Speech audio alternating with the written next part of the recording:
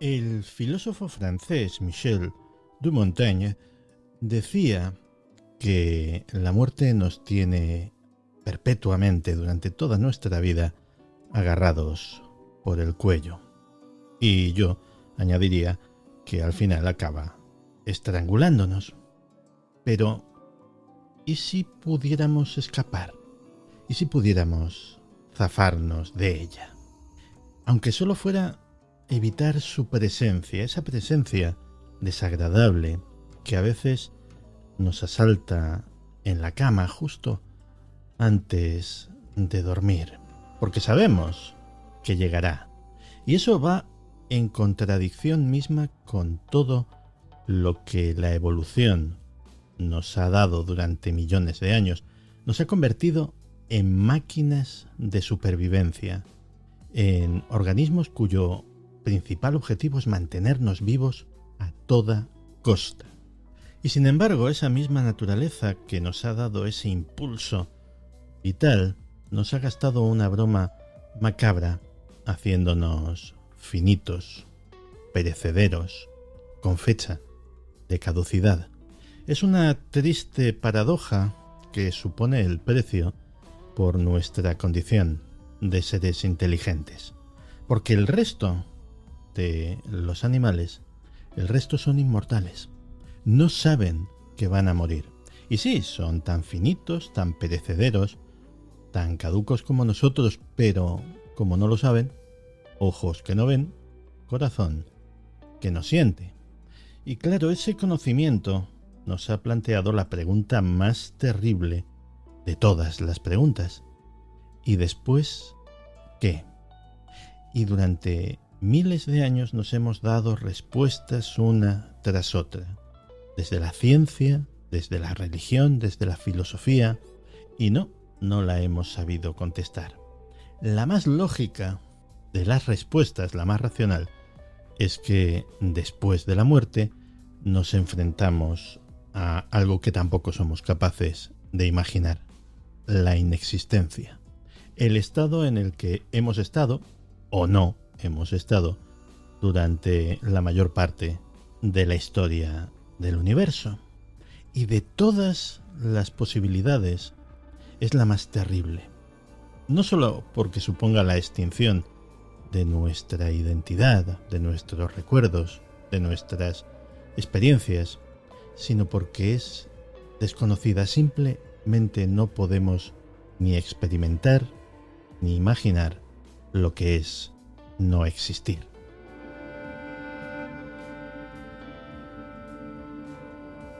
Así que claro, ante una perspectiva tan poco halagüeña y estando todas las demás posibilidades, la resurrección, la reencarnación, el reino de los cielos, estando todas ellas en el sinuoso terreno de la fe, pues es lógico que muchas personas a lo largo de los siglos hayan decidido rebelarse, intentar engañar a la muerte por completo y luchar por la inmortalidad. Puede parecer una fantasía, puede parecer cosa de ciencia ficción, pero la ciencia de verdad, la ciencia de vanguardia, se está enfocando cada vez más en este campo.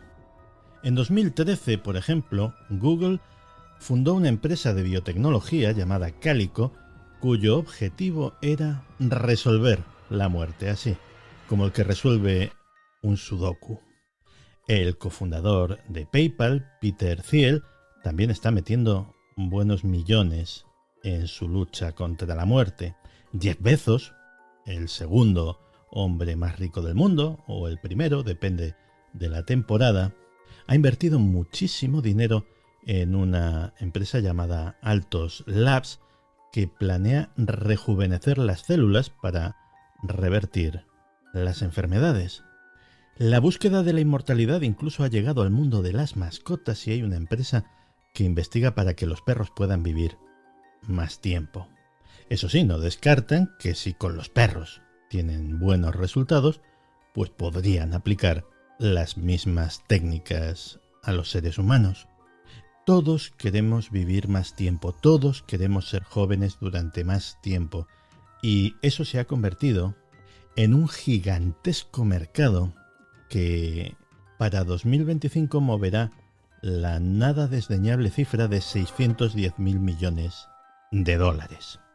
Pero bueno, entre que toda esta gente tenga éxito o no, algo habrá que ir haciendo, porque si viviéramos centrados constantemente en nuestra inevitable desaparición, bueno, el pensamiento resultante sería tan devastador que la vida carecería de sentido y estaríamos constantemente paralizados.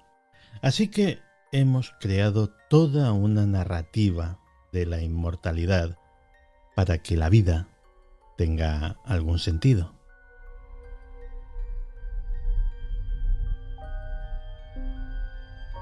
Para empezar, está bien saber que nuestros hijos, los que los tengan, o nuestros logros, o nuestras buenas acciones, o la gente que nos recuerde, pues que todo eso nos sobrevivirá. Ya sabéis, nuestros actos tienen su eco en la eternidad, que decían en Gladiator. Además, estas narrativas de inmortalidad nos han dado lo mejor que hemos aportado al universo como especie: la filosofía, la religión, la ciencia, el arte, la arquitectura, templos, pirámides, iglesias, omnipresentes en todos los tiempos, en todos los lugares, son los guardianes de la promesa de que, de una forma u otra, viviremos para siempre. Es la promesa más antigua de la humanidad, tanto que el relato más antiguo de nuestra especie, la epopeya de Gilgamesh, trata precisamente sobre eso. Hace 4 milenios alguien escribió la historia del rey Gilgamesh. La escribió en tabletas de arcilla y Gilgamesh era el primer superhéroe. Era un toro salvaje convertido en hombre con músculos gigantescos y con un ego de un volumen equiparable al de su musculatura. Así que cuando su mejor amigo muere, emprende una cruzada épica para vencer a la mismísima muerte. Alerta spoiler: al final fracasa, pero se lleva un premio de consolación que no está nada mal, que es descubrir el sentido de la vida. Dice: los humanos nacen, viven y luego mueren. Este es el orden que los dioses han decretado, pero hasta que llegue el final, disfruta de tu vida, gástala en felicidad, no en desesperación. Ama al niño que te sostiene la mano y dale placer a tu esposa en tu abrazo. Esa es la mejor manera de vivir un hombre. Son sabias palabras, pero eso no quita para que, llegado el momento, la biología, esa que nos ha convertido en máquinas de supervivencia, haga lo imposible porque nos rebelemos ante la muerte y luchemos por un día, un minuto más de vida, aun sabiendo que tarde o temprano perderemos la partida.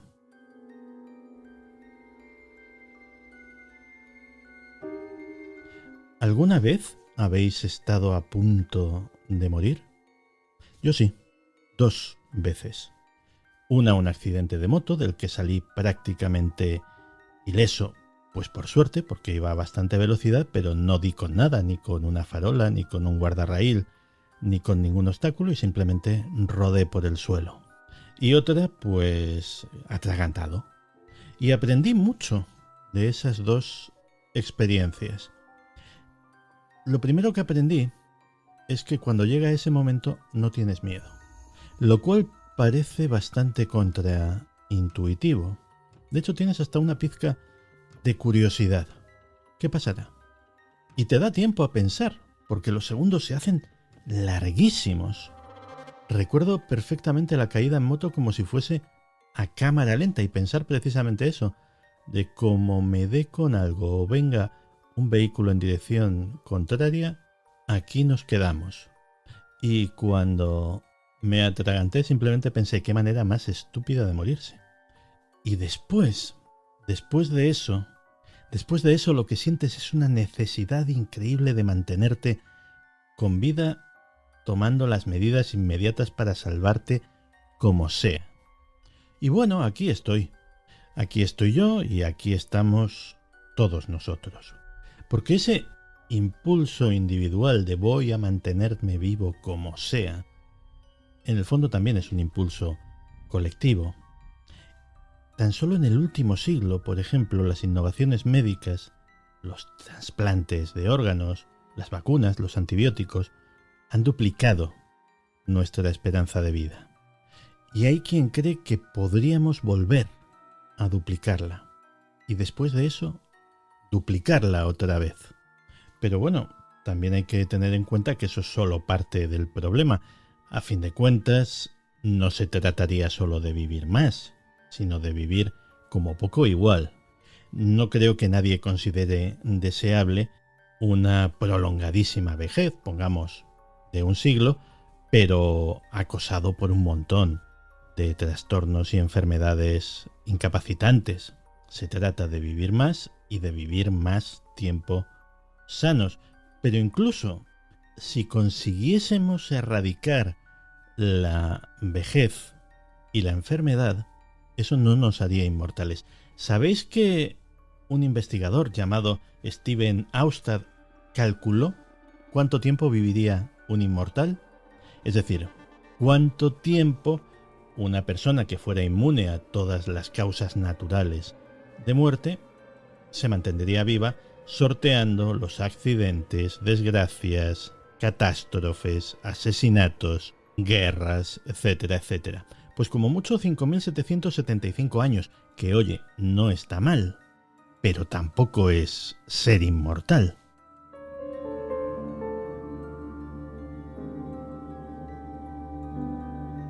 Y luego está aquello que nos dice el taoísmo de que cuanto más quieres conservar algo, en este caso la vida, pues antes lo pierdes. Ya sabéis el símil, alguna vez os lo he dicho, si sostienes un huevo en la palma de la mano, pues puede quedarse ahí indefinidamente, pero si intentas cerrar el puño, lo más probable es que acabes rompiéndolo.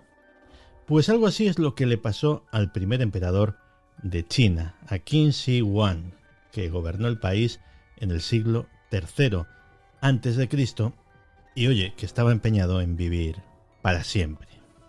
El tipo estaba obsesionado con el tema, tanto que condenaba a muerte, curiosamente, a las personas que se atreviesen a mencionar eso, la muerte, en su presencia. Hasta el punto de que en uno de sus paseos descubrió un grafiti que decía: «Emperador, tú también morirás». Así que mandó buscar al responsable, pero como no fue encontrado, ordenó la muerte de todos los habitantes del barrio en el que estaba la pintada. Oye, de su muerte no quería oír ni hablar, pero la de los demás la administraba con bastante prodigalidad. Por supuesto, con un personaje así, no tardó en haber quien decidió aplicar la psicología inversa e intentar sacar provecho de su miedo a la muerte, como hizo un hechicero, un supuesto hechicero llamado Xu Fu, que convenció al emperador de que le financiase una expedición a una lejana isla mágica donde se encontraba el elixir de la vida. Por supuesto, del elixir de la isla y de Xu Fu y por supuesto del dinero no volvió a saberse nada. Al final, el emperador falleció a los 49 años envenenado por el mercurio de las pócimas que le proporcionaban sus alquimistas. Es muy probable que con menos pócimas hubiese vivido bastante más. Pero bueno, es que la gente estaba dispuesta a beberse cualquier cosa que le prometiese la vida eterna o por lo menos alargar la suya, como por ejemplo Diane de Poitiers, que era, decían, en el siglo XVI la mujer más hermosa de Francia y que, bueno, se dedicaba a beber oro para preservar su buen aspecto.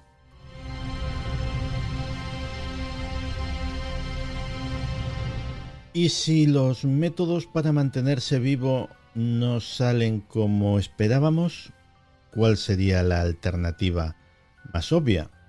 Pues, hombre, sería la resurrección, la posibilidad de revivir después de muerto. De hecho, hasta la religión cristiana se basa en esto, con la narración bíblica de la muerte y resurrección de Jesús de Nazaret. Y según esta doctrina, cuando llegue el final de los días en el Armagedón, todos nos levantaremos de la tumba con cuerpos imperecederos, jóvenes y sanos. Esto es una cuestión de fe, y a las cuestiones de fe no les pidamos ni mucha coherencia científica ni mucho sentido común. Son como son y listo.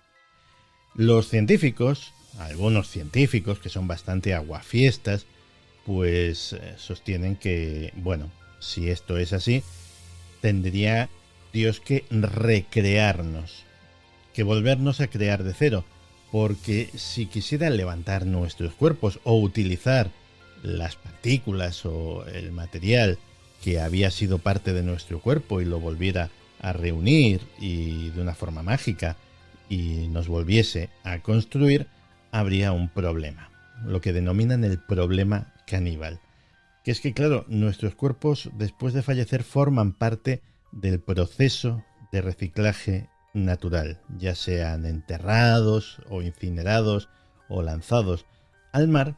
Al final sus moléculas se terminan convirtiendo en partes de otros organismos vivos, microorganismos, plantas, animales.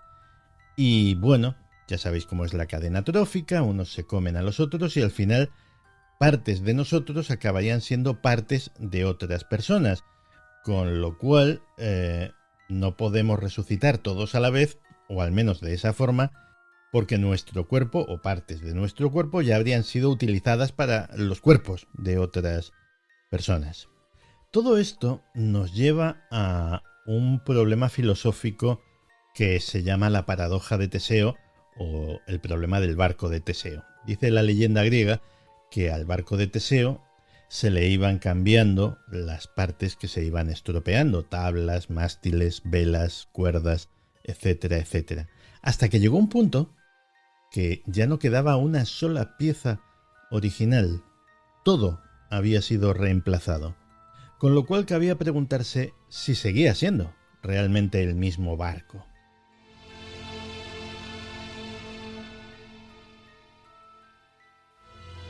Bueno, muchas de nuestras células, no todas, que eso es un mito, muchas de nuestras células se van reciclando, se van sustituyendo, se van regenerando cada cierto tiempo. Por ejemplo, las neuronas no. Las neuronas cuando mueren no se recuperan.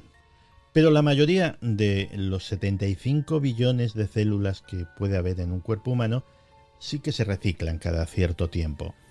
Y seguimos siendo los mismos, yo creo que en eso estamos de acuerdo. Así que de las muchas versiones tuyas que han existido, ¿cuál sería la que se recuperaría en una hipotética resurrección? ¿La de los 18, la de los 19, la de los 15, la de los 25, los 30, los 26, los 26 y medio?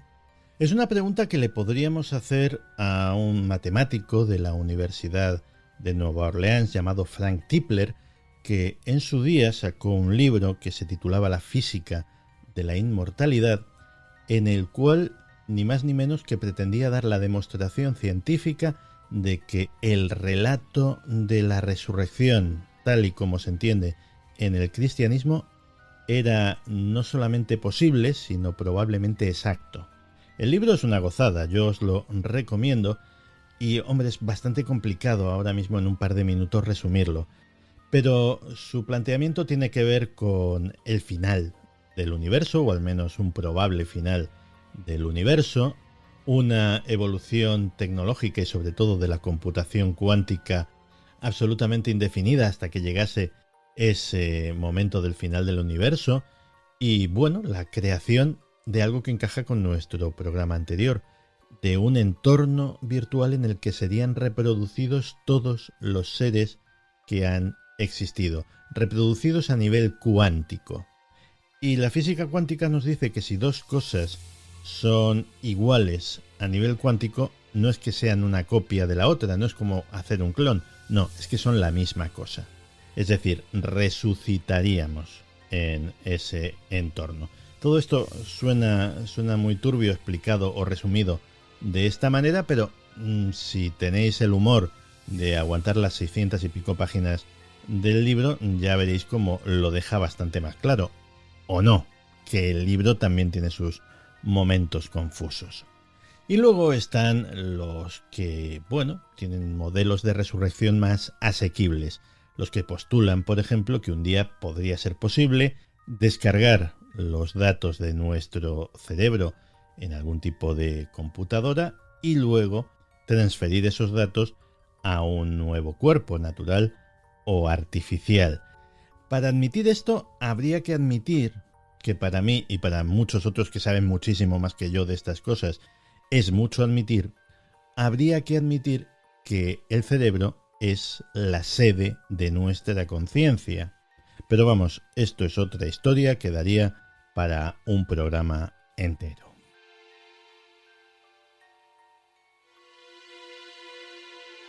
Y es que emplear la ciencia para obtener la inmortalidad es algo mucho más antiguo de lo que podáis suponer. Solo que antiguamente la ciencia, bueno, tenía otras formas. En la Edad Media, lo más cercano a la ciencia era la alquimia, que se centraba en la búsqueda de la piedra filosofal que podía transmutar los metales comunes en oro y otorgaba la vida eterna. Y circulan por ahí historias de adeptos. Adeptos son los alquimistas que consiguieron obtener el preciado elemento. El más famoso de ellos fue el francés Nicolas Flamel, un librero y escriba del siglo XIV que se hizo nadie sabe cómo con una impresionante fortuna, buena parte de la cual dedicó a obras de caridad, y se cuenta que tanto él como su esposa Pernelle consiguieron escapar de la muerte. De hecho, cuando su tumba, ante estos rumores en el cementerio de Saint-Jacques de la Boucherie, fue exhumada, resultó que estaba vacía. Lo que había en el ataúd era un leño de considerables proporciones puesto ahí para darle peso al féretro. Otros, en lugar de recurrir a la alquimia, recurrieron a los consejos del conde Drácula, que decía que la sangre es vida. Y en 1492 el Papa Inocencio VIII, que estaba ya moribundo, se inyectó sangre de niños siguiendo la recomendación del italiano Marsilio Ficino, que afirmaba que ingerir la sangre de los más jóvenes como sanguijuelas, mezclada con agua caliente y azúcar, por cierto, era un elixir infalible que devolvía la juventud y la vitalidad. Bueno, pues al Papa ni lo uno ni lo otro, y lo peor es que en su afición vampírica también se llevó por delante la vida de alguno de los niños. Pero estas cosas no son delirios exclusivamente medievales. Ya en el siglo XIX había un eminente neurólogo que decía que las inyecciones de testículos de cobaya y de perro hacían que la gente se sintiera 30 años más joven.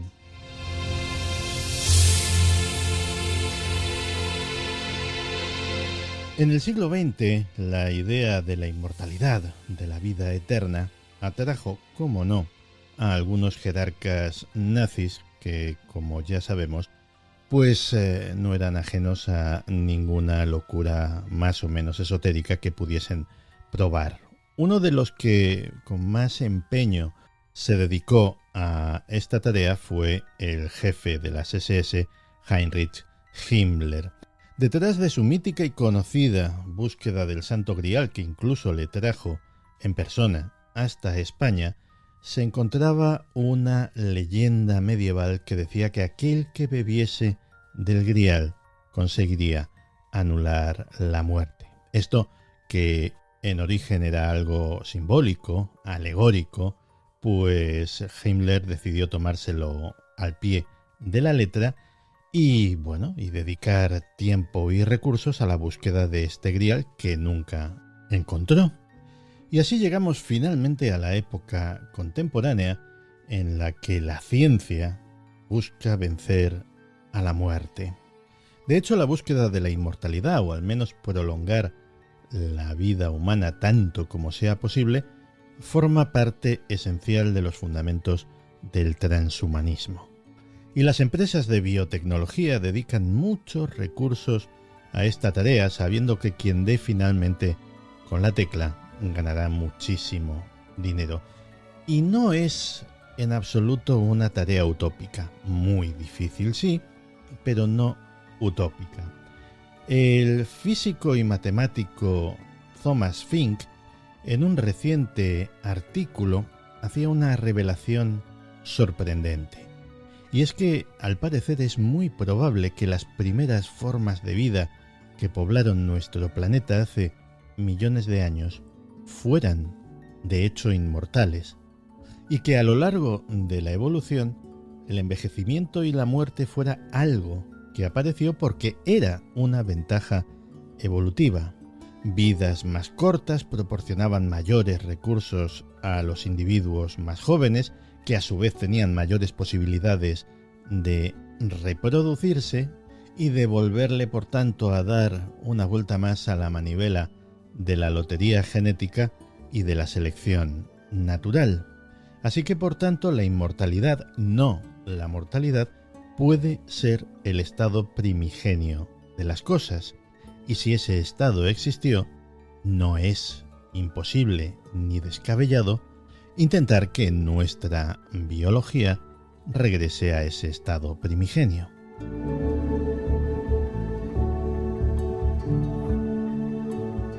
Desengañémonos, la inmortalidad, al menos la inmortalidad física, es un anhelo vano.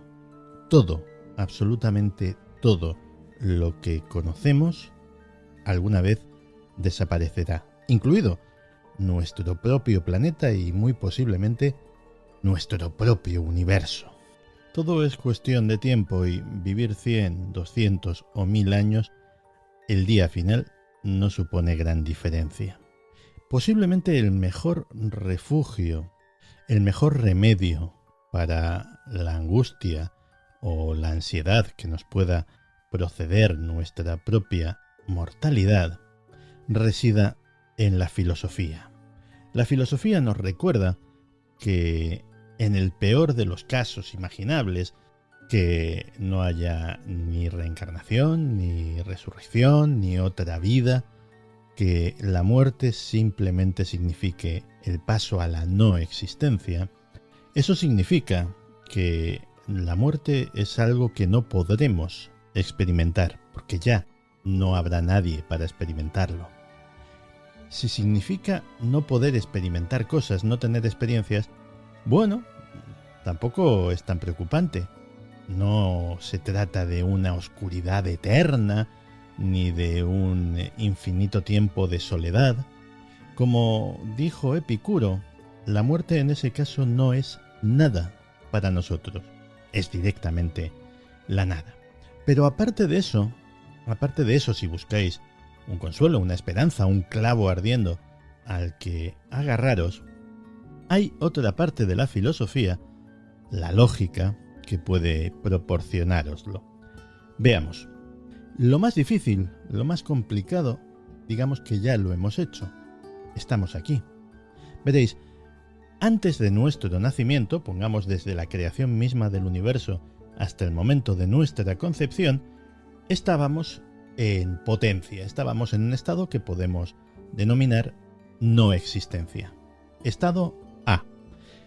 El momento en el que fuimos concebidos, súbitamente pasamos de ese estado de no existencia a un estado B, el estado de existencia. Pienso, luego existo, aquí estamos. Bien, y además sabemos que, querámoslo o no, en algún momento del futuro, inevitablemente volveremos a pasar a ese estado A, ese estado primigenio de no existencia. Pues ahora vienen las buenas noticias. En un tiempo infinito, y no digamos ya en infinitos universos, o líneas temporales, o todas esas cosas tan complicadas en las que parece estar trabajando ahora mismo la física teórica. Pues bien, por la propia naturaleza del concepto de infinito, que es uno de los más complicados de interiorizar por la mente humana, por la propia naturaleza del infinito, en un tiempo infinito o en unos universos infinitos, tienen que pasar infinitas veces todas las cosas posibles, todas, sin excepción. Así que es cuestión de tiempo, y me da igual que sean millones, cientos de miles de millones o billones de años, por fuerza en algún momento tendremos que volver a pasar del estado A otra vez al estado B. Y como durante ese lapso de tiempo simple y llanamente no habremos existido, pues el lapso que haya transcurrido, por enorme que sea, entre nuestro abandono de la existencia y nuestro regreso a ella, será como un simple parpadeo. Sí, ya sé que está cogido con alfileres, pero ¿qué queréis que os diga? Con argumentos bastante más endebles se han fundado religiones.